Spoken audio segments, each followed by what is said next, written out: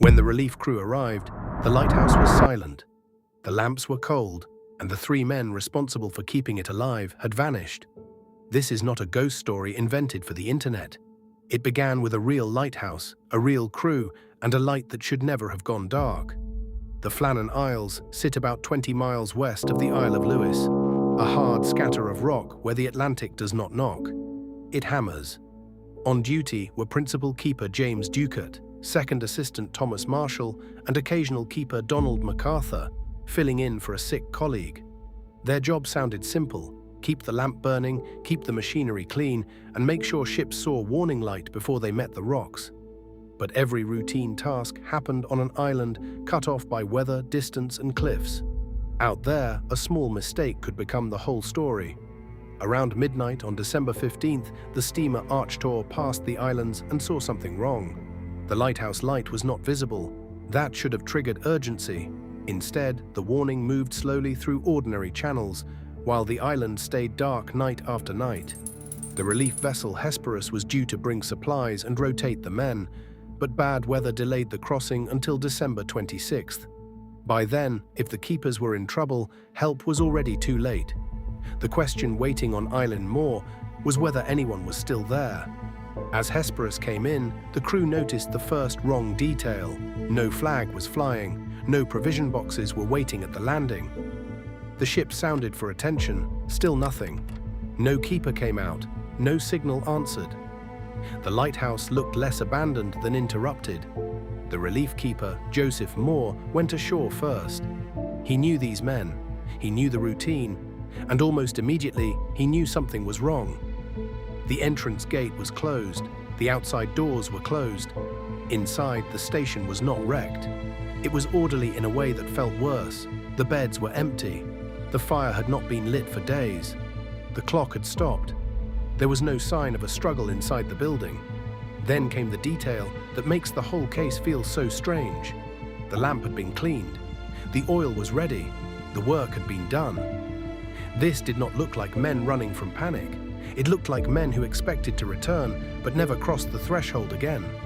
The official records pointed to the afternoon of December 15th. Log entries stopped earlier, but weather readings were still noted on a slate.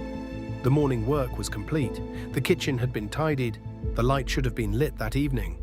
It was not, and one clue was deeply unsettling. Donald McArthur's coat was still inside, suggesting he may have gone out in shirt sleeves into brutal weather. Why would an experienced man do that? The answer may be simple: because he thought he would only be outside for a moment. The searchers found the strongest evidence not inside the lighthouse, but down by the west landing where the sea had left violence behind. Iron railings were twisted and broken, ropes had been torn loose. A box used for mooring gear had been swept away. Some damage was astonishingly high above the water. The official report described sea force reaching places that should have seemed safe. A large block of stone had been shifted from its place. A lifebuoy was gone, apparently torn away by the sea itself. Robert Muirhead, the Northern Lighthouse Board superintendent, arrived to investigate. He knew the missing men personally. His conclusion was not aliens, pirates, or madness. It was colder, more ordinary, and probably more terrifying. Ducat and Marshall may have gone down to secure gear at the west landing. MacArthur, seeing trouble, may have rushed out to help. Then an unexpected roller, a huge body of water rising and falling with terrible force, could have swept all three into the sea. No bodies were recovered, no final note explained it. The official answer was a likely accident, but the island kept its silence. There was another uncomfortable point. Leaving the light unattended broke procedure. At least one keeper was supposed to remain at the station. So why did all three go out? That is the part that keeps the story alive more than a century later. Maybe one man went down first, maybe a second followed. Maybe the third saw a crisis and made a human decision before a professional one. Later retellings added details, some true, some exaggerated, some almost certainly invented, because mystery hates empty space. That matters. The real case is strong enough without pretending the lighthouse was full of impossible clues. The real clues are enough. A light not lit, a station in order, missing oilskins, damaged gear, and 3 experienced men gone. Behind the mystery were families.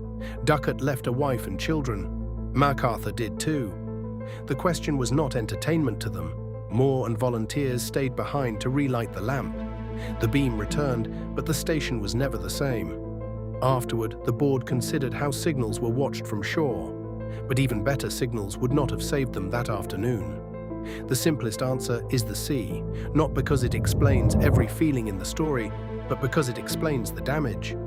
The hardest question is not what killed them, it is what pulled all three men outside at exactly the wrong moment. A loose rope, a damaged box, a shout from below, a colleague in danger.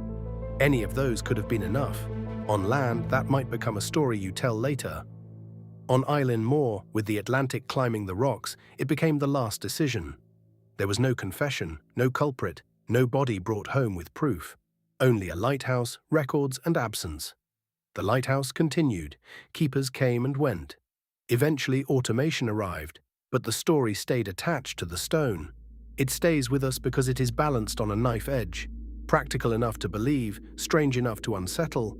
James Ducat, Thomas Marshall, Donald McArthur.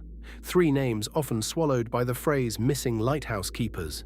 They were not characters in a campfire tale. They were working men on a dangerous post, doing a job most people never saw. Maybe the final image is not a monster in the dark, but three men looking down at the landing, deciding they had to act. Then the sea came up higher than expected, higher than experience, higher than warning. And the light went out. For 11 days, ships passed a darker horizon. On shore, people waited for signals that never came. And when the records finally caught up, they did not solve the mystery, they only fixed its shape. So what happened on Flannan Isle? An accident is likely, certainty is not. And that gap is where the story lives. The light returned to the tower, the men did not. More than a century later, the island still gives back no answer. If you want the next strange but true disappearance, stay with us. Some mysteries do not need monsters. The truth is cold enough.